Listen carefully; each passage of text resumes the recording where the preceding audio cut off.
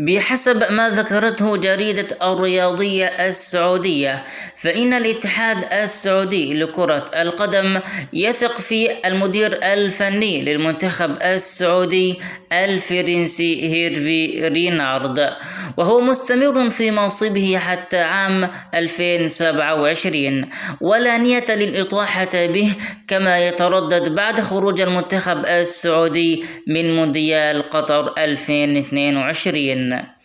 وأشارت جريدة الرياضية السعودية إلى أن الفرنسي هيرفي رينارد سوف يشرف على المنتخب السعودي في كأس الخليج وكأس آسيا التي ستجرى العام المقبل، وكذلك التصفيات الآسيوية المؤهلة للمونديال 2026 بحول الله تعالى. إذا أعجبك هذا الفيديو لا تنسى الاشتراك في القناة وتفعيل زر الجرس حتى يصلك منا كل جديد، والسلام عليكم ورحمة الله وبركاته.